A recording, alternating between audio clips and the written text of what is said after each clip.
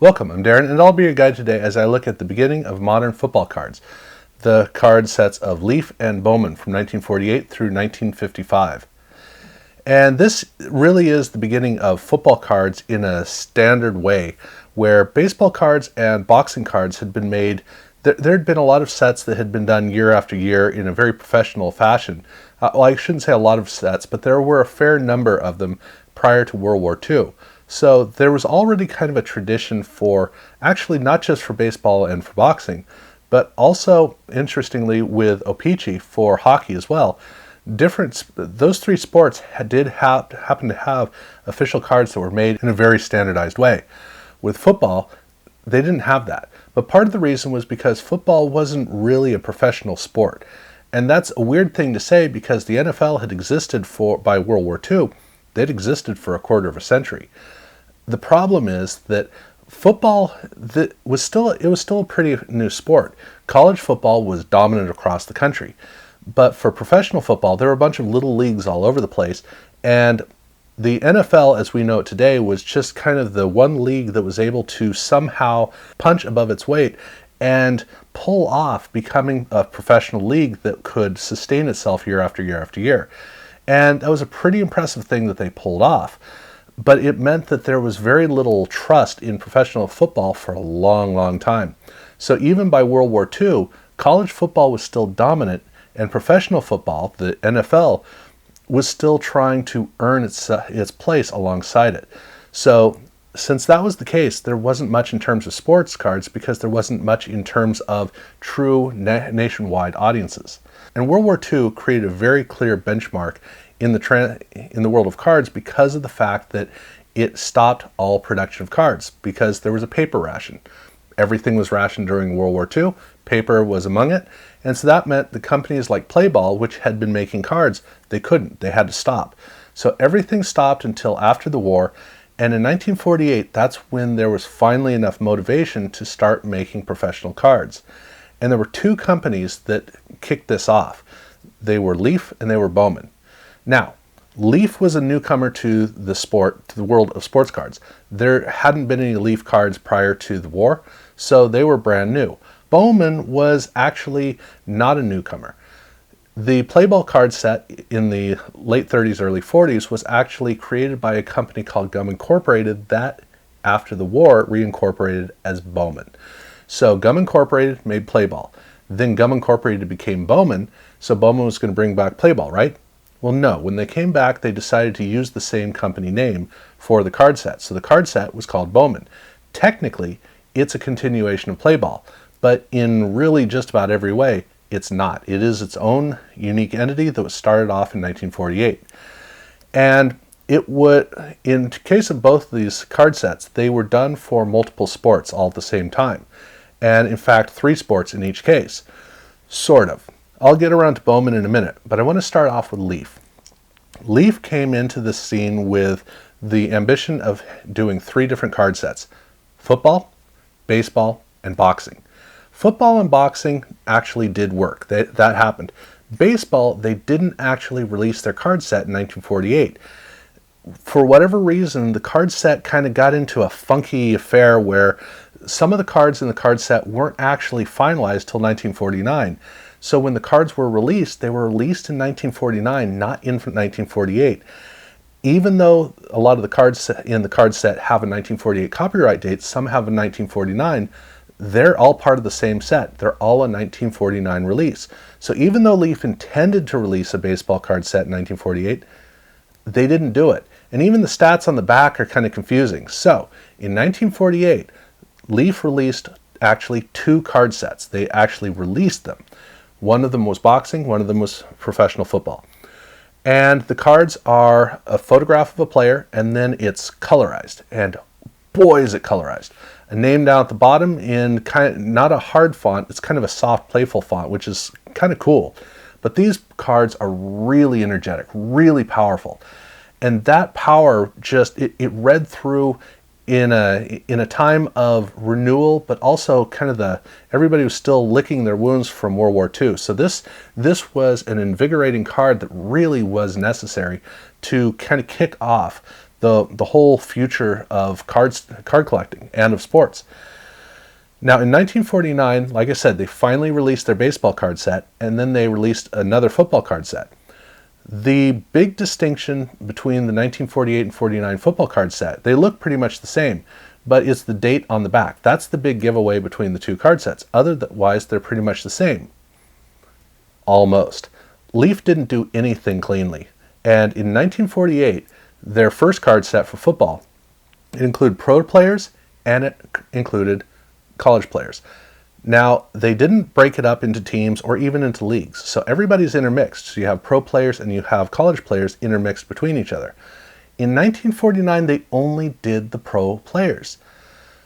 But what's weird is it appears that they intended to do the college players as well, but whether they couldn't get the rights or for whatever reason, they didn't do it. So that means that the 1949 card set is a skip number set. There are a whole bunch of cards missing, which probably aligned to the college players. We obviously don't know ultimately what they were planning from the outset, but that's the way it is. In 1948, they have pro players and they have college players all intermixed. 1949, they only have pro players and a bunch of holes in the set that they don't have any other cards to fill them. So that was Leaf. And Leaf didn't do anything afterwards. We would see the card name appear again in 1960, and then it would reappear with Don Russ in the 80s. But this was basically it for the original company. But like I said, that they weren't the only company here in 1948, because Bowman was launched as the regeneration of Playball. But Playball, that was kind of a fun card in terms of it was a well-designed card. The Bowman release was anything but. It was as stripped down and simple as it could possibly be. It was a little card with a black and white image with a white border, and that was literally it. You didn't even have a name on the front of this card. Now, the cards are small. The Leaf cards are pretty small as well, but these cards were really, really small. Basically, they're a little square.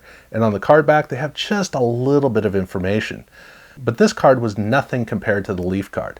The Leaf card had energy, it had some size, the information on the back was a little bit better. Here it was just about as boring as it could possibly get. This was a throwaway card in comparison to the Leaf card.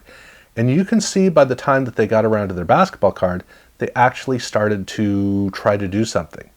So Bowman released a baseball set, a football set, and then a basketball set at the end of 1948, heading into 1949, that was colorized. And then when they got around to baseball, they would do colorization as well. So they were evolving their cards pretty much in response to Leaf. But they wouldn't get around to doing the 1949 football card set, which is unfortunate. In fact, they would never do another basketball card set either. So it looked like Leaf wasn't going to do football at all after their initial 1948 set. Fortunately, when Leaf didn't do a 1950 set, Bowman was there for 1950. So, understand, Bowman, 1948, no 1949 football set, but they do have a 1950 card set. And by the time that the 1950 set came around, they had completely changed their idea. So instead of doing a black and white photo or a colorized photo, here they went with an actual art card. Now these are still very small, but this is it's taller than the regular card. That's basically what they did. They took the regular card and made it taller.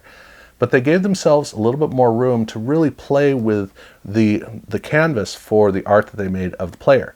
This is a full color picture of a player. But I shouldn't use the word picture because it's not. It is an artistic rendering of the player.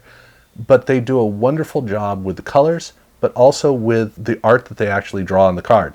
So it has a really great quality, and a lot of care is put into this card. And one of the interesting things about the Leaf and the first Bowman set is that down at the bottom of those cards, they actually have advertisements. They're trying to sell you things. Well, by 1950, Bowman got rid of that. So now they had a lot more real estate to really focus on talking about Clyde here. So we got to learn a little bit more about him, but the card was also a lot more focused on just getting down to, look, this is a card about these great players. You want these players to be heroes? Well, we're going to treat them like heroes. So this card was in every way a huge improvement. But there would be a lot of improvement that they could make, and we would see in 1951 they would do that, starting with, look, the player finally has a name on the front. which is weird because Leaf had already done that. But for Bowman, this is the first time they put the name on the card. Again, it's weird because they'd already been doing that with play ball. So Bowman finally got around to it. But here in 1951, we finally get the player name. Little box down at the bottom, not the greatest, but hey, it's actually not that bad. They do, though, enhance the art, starting with the logo of the team. Now, today we think of the logo in terms of the helmet decal, but they weren't doing helmet decals till about 1960. So prior to that, there was a whole different image that they had for the logo of each team. And these are logos you're not usually going to be used to. So in this case, we have a bear holding a football. I mean, this bear is one that even Lawrence Taylor would have to think for a second before tackling. Wouldn't stop him from tackling the bear, but LT would definitely take a second before he did that. So but the richness of these images, the way that they drew it, because they were doing this as art, they really did this as art. These are gorgeous cards. But the card itself is just magnificent because they have a little bit more room. They've now made it a little bit taller, and so they're able to get the player a lot more in, but they have a little bit more room for the background. And with backgrounds, they really got into making some wonderful moods behind the player. So it just makes it feel a lot more energetic, but it also kind of pulls you into the space where the player's at. So these cards were getting wonderfully impressive, and it makes you excited about what's going to come. And on the card back, they have a little bit more room for more text, but now they're also starting to, it's almost like they're running out of ideas. It's like there's something missing that they need to add, and they haven't figured out what it is. I could give them a hint. How about box score stats of the player's year? But at any rate, they have that big football text down at the bottom, so they've got that. But 1952 was a transitional year, and by transitional year, I don't mean the set was a benchmark. I mean the set was transitioning. So the cards are basically the exact same size. The art is done a little bit more close up, so we're really kind of focusing in on the player himself. But the background is getting a little bit more intricate. The image is a little bit more intricate, the background's a little bit more intricate, so instead of having like a mood quality to it that we'd seen in 51, here in 52, it's more clear, more crisp, more intent. But they also have the banner down at the bottom, which I'm not a big fan of. I like what they'd done the previous year, but still it has some energy to it. And so the cards, they're trying to grow these cards up. And like I said, they had this extra real estate. They hadn't quite figured out what to do with it, right? Well, actually look on this one. They actually do have the box scores for the year. So the player now does start to have some more than just a write-up. He has very clear statistics. So now they're really starting to figure out this card thing, which is wonderful that they're getting around to it. And the card set, interestingly, also has something else. It has coach cards. Now, this is a very, very rare thing.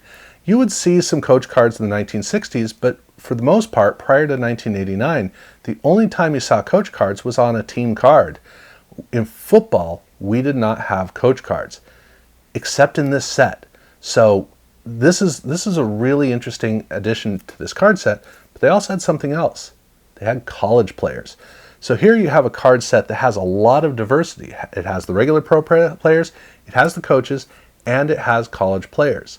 So the card set itself is really starting to become, they're starting to take the NFL very, very seriously. This has a very clear place in the market. But they made a parallel to this card set that was not released in the same packs. It was a whole separate release of all the same cards. And this was a larger card format. Why did they do this? Well, probably because over in baseball, they had a 1952 top set that was done in a larger format. And here in football, we get a larger format card that was probably inspired by it. Now, these cards are exactly the same. And when I say exactly the same, I mean, even on the card back, now they have extra real estate. They didn't change anything. It's just the font is bigger. It's almost like they made this card set for your grandfather so that he can actually see what you're collecting. But this larger format, 2.5 inches by 3 3/4, that's the size that they would continue for Bowman all the way through till they stopped making cards. So this was a great set where they were transitioning. They still had great art. Not as much, the art didn't have, there was a certain quality to the art they didn't quite have that had been in the 1951 set. but still the art looks great. They're putting a lot more effort into it, but the card set is getting more complex. And they're getting to a larger format, which gets kind of exciting as to, all right, so what are they going to do in 1953? And 1953 is a very period piece. Here they got away from the art and they went back to images, but they went to colorized images, but they were showing off new technology. So for us looking back, we usually look at the art and really love the art because there's a lot of strength to what you can create. It looks gorgeous. But at this point, this is a high-tech card. It's a colorized photo, and they did a great job of colorizing it for the time. So this was about as cutting edge as you could possibly get. The detail of the photos is wonderful. The colors are strong, I'll say that. But it doesn't age too well because of the fact that we're used to much better photography today. But the card set also has that big, stupid football on it. So, that definitely drags it down. But for its time, it was definitely impressive. And you can also see that on the card back, they're starting to play around with this extra real estate. So they still have all the information up at the top, but now because of the card is larger, they're able to get all the information that they got in the previous year, well, okay, without the box score stats, which is too bad. But they're able to get all that up there, and now instead of making the font bigger, the font's the same size, which allows real estate below it to do things like quizzes and educate kids. So now they're really starting to explore the card background. And in 1954, they did another colorized photo card. Here they have the banner, which looks a lot better than the football. Still not great, but But the images, instead of showing off, hey, here's the player, look at the detail. Now they're getting back into the energy of the sport and of the player. So the cards they work a lot better for modern audiences because they're not trying to show off a technology that ages pretty quickly. Here these cards get back more into the liveliness of, hey, football at this time. So these cards look great. And on the card back, you can see that they're still playing around with the card back and exploring it, which is a fun thing to see year after year after year. But 1955 was a critical year for Bowman because that was the year that Topps bought them. And Topps bought them at the end of the year. So this was the last year for Bowman, but on top of that, the football card set was the last release that they made. Now in baseball, they had Topps and they had Bowman. They had two sets that were made year after year. And so when Topps bought Bowman, they just stopped making Bowman. Well, in football, we didn't have Topps cards. We'd had a couple, but they hadn't done anything for the pro level. Well, so here with Bowman, now Topps bought them, so they were going to take over the mantle, which means that for 1955, it was Bowman. 1956, it was Topps. This was the last Bowman card set. The name would be brought back by Bowman in 1989, but this for Bowman proper was the last set period. And the cards they're still a colorized photo of the player, but now they've kind of hazed the player a little bit, so the player has almost an ethereal quality. It's kind of like we like to think of the players as idols, and here they're presenting the players as idols. And then you have an aura around the player. There's this ethereal quality that almost feels like these are the cards you're allowed to take to church. The big color background behind does a great job of really enunciating the player. So the way that it all works is, to me, it's kind of like a great end to a run. This is the last year they made the card, and so they brought back pretty much everything that they'd done before. They even brought back the little logo of the team mascot onto the card. So it's got everything on there. The black box for the name, I think is great. While it's definitely not the best Bowman card, it's a really strong one. And so it is the close. This is the end of Bowman. And more correctly, it was the beginning of Topps. And from then on, it would basically be, Topps. We'd have some Philadelphia cards, we'd have some Fleer cards, but Topps completely owned the market. So this is the last year that we didn't have whatever Topps puked out for that year.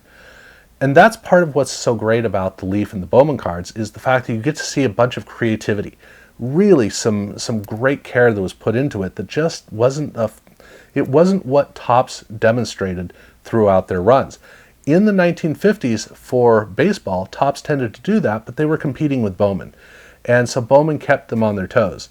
I wish that Bowman had continued to do so because we would have had some better cards, but still, These are some great cards, and they are wonderful relics of the past that you don't normally think about because they're names that you're not familiar with.